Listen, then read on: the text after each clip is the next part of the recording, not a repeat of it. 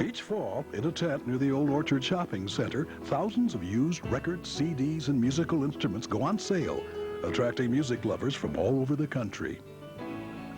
And every fall, at the Lincolnshire Elementary School, nearly 1,000 people show up for one of the premier events in the northern suburbs, a combination 1-mile family fun walk and 5K run. What these two events have in common can be seen here at a research laboratory at Northwestern University Medical School, where the proceeds have been instrumental in funding the work of Dr. Tipu Sadiq, director of the Neuromuscular Disorders Program, and his team of researchers. Together, they're working to unlock the secrets of a mysterious neurological disorder called amyotrophic lateral sclerosis, or ALS. The disease, which affects the motor neurons, causes the muscles to shut down until the body becomes completely paralyzed. Meanwhile, the mind remains alert. Until 1939, very few people had heard of this disease, which was first identified 70 years before. Then, Lou Gehrig, one of the greatest athletes of all time, was diagnosed with ALS and forced to retire from baseball.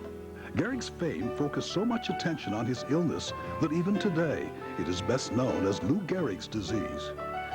Currently, there is no cure for ALS, although with medication, physical therapy, and psychological support, patients can do well for long periods of time. But in 1976, when Les Turner was diagnosed, none of this existed. There was just not enough money for research and support. Rather than give in to this situation, Les decided to change it. With his friends, he formed a foundation to raise the funds and came up with the idea for the Mammoth Music Mart. It was a huge moneymaker, earning enough to start a research laboratory for ALS at Northwestern University Medical School, the first of its kind. Every year, as the Music Mart grew, more dollars were put into research and support. By 1984, in addition to the laboratory, there was a new facility for patient care, the Lois Insolia ALS Center, as well as an office staffed to handle patient inquiries and provide support. That same year, Monte Briner was diagnosed with ALS and told he had 2 years to live. But like Les Turner, Monte refused to let ALS take over his life. From the very beginning, he said, "ALS defines what I have, not who I am." Who he is a man who enjoys spending time with his family, daughters Emily and Elizabeth, and his wife Debbie.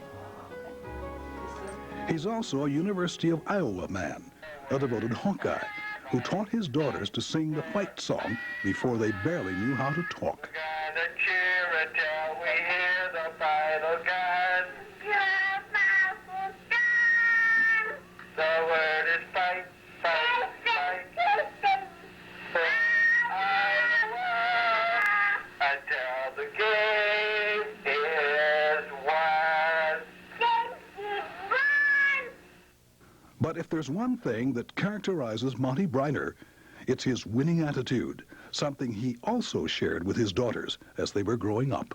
Emily is my 4-year-old, going through all these heavy-duty, what is the meaning of life discussions. And about 2 months ago, she said, "Dad, I just want to play games, have fun, and feel good about my life."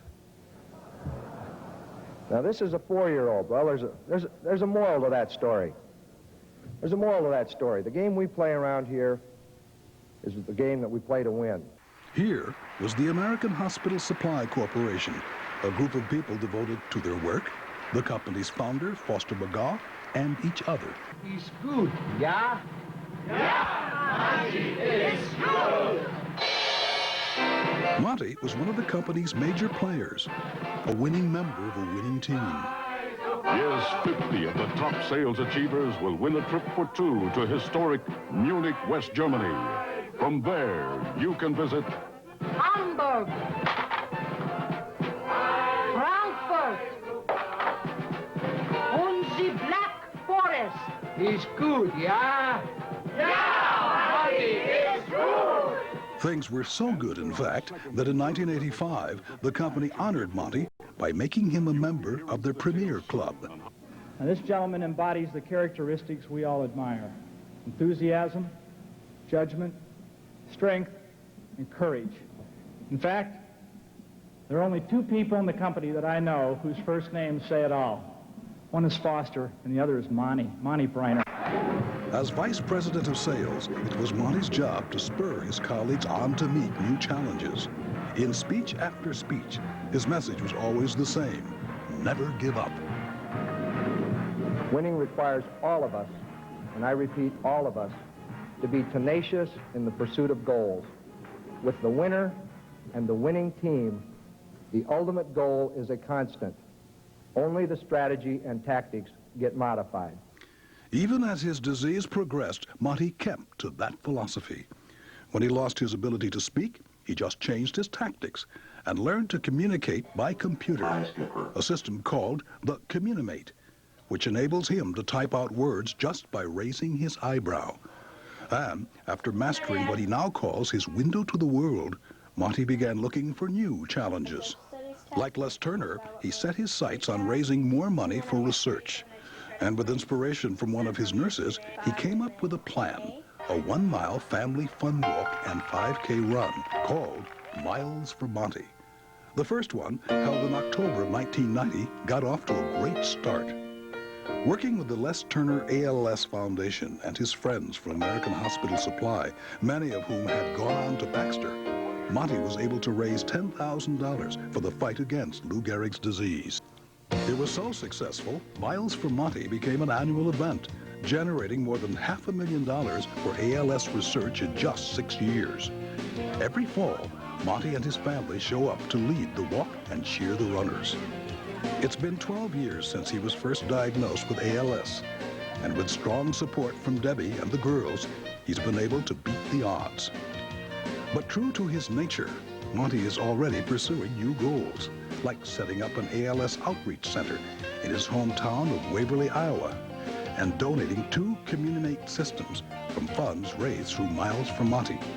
With his talent, energy, and commitment, Monte Briner has helped to fund research that's brought hope to ALS patients and their families throughout the world.